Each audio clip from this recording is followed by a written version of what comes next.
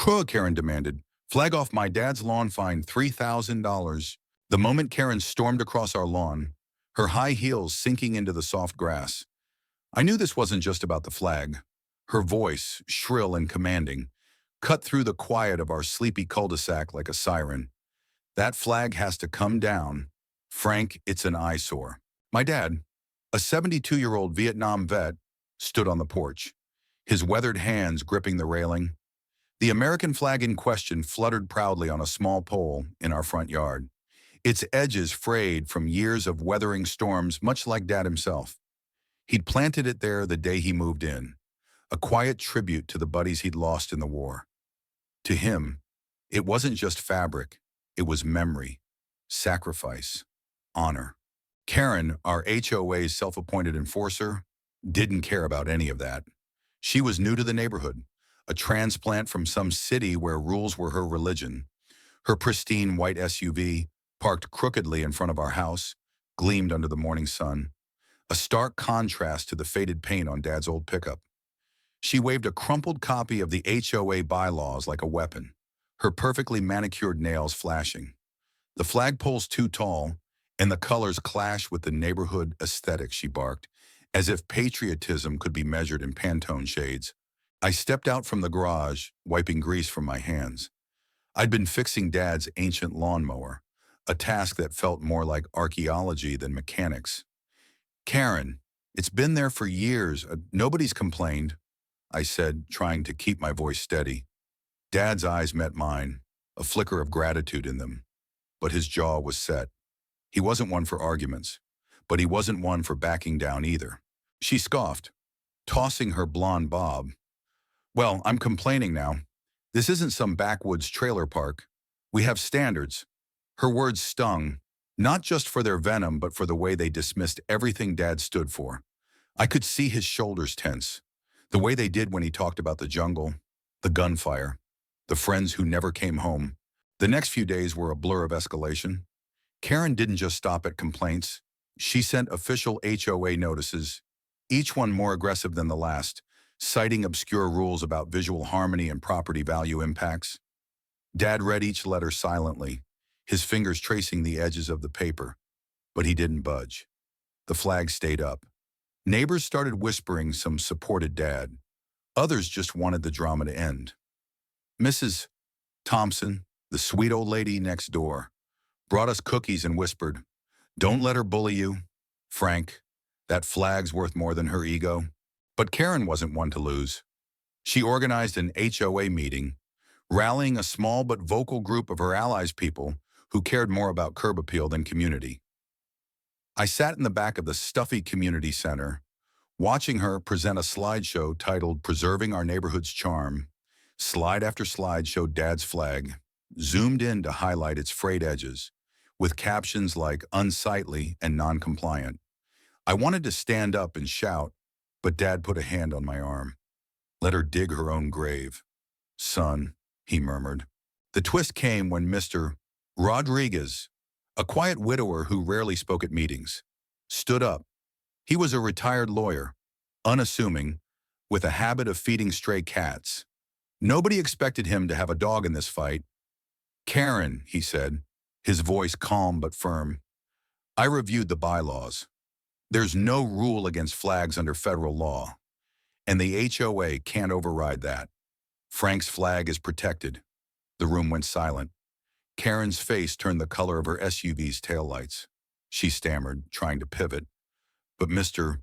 Rodriguez wasn't done. "Also, I found records of you fining 3 other veterans for similar violations." Care to explain? The crowd gasped. Whispers turned to murmurs, then to outright arguments. Karen's allies shifted uncomfortably in their seats. Mr. Rodriguez's revelation wasn't just a legal jab.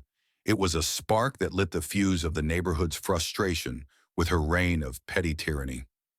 People started sharing stories, Karen finding Mrs. Thompson for her unauthorized rose bushes, Karen demanding the Parkers paint their mailbox a more neutral color, Karen even scolding kids for chalk drawings on the sidewalk.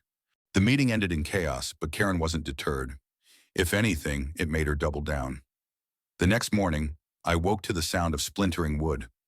I ran outside to find Dad staring at the wreckage of his flagpole, snapped at the base. The flag lay crumpled in the dirt, surrounded by torn 4th of July decorations we'd put up years ago. Karen stood at the edge of our property, arms crossed, a smug smile on her face. "I warned you," she said. "Now it's gone." I've never seen Dad cry. Not once. Not even when Mom passed. But that morning, his eyes glistened as he knelt to pick up the flag, folding it carefully, like it was a fallen soldier. My blood boiled. "You did this," I asked, stepping toward Karen. She didn't deny it. "It's for the good of the neighborhood," she said, turning on her heel. That was her mistake. She'd gone too far, and the neighborhood had seen it. Mrs. Thompson had been watching from her window and called the police, reporting vandalism. Mr. Rodriguez, it turned out, had a security camera that caught Karen sneaking onto our property at dawn, wielding a pair of bolt cutters. The evidence was undeniable. The confrontation came a week later, in front of the entire neighborhood. The police had issued a citation, but the HOA board, now fed up with Karen's antics, called an emergency meeting in the community center. This time, the room was packed not just with her cronies, but with neighbors who'd had enough. Dad stood at the front, the folded flag in his hands, his voice steady as he recounted what it meant to him. "I fought for this country," he said. "I lost friends for this flag. It's not about aesthetics, it's about respect." Karen tried to interrupt, but the crowd wasn't having it. Mrs. Thompson stood up, her voice trembling with rage. "You tore down a veteran's flag. Karen, you broke his property. Who do you think you are?" The room erupted in agreement. Mr. Rodriguez presented the security footage, projected on the wall for all to see.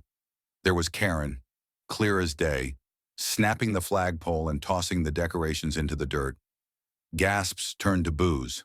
The HOA board didn't hesitate. They fined Karen $3,000 for vandalism and property damage, citing her own precious bylaws against her. But that wasn't the end.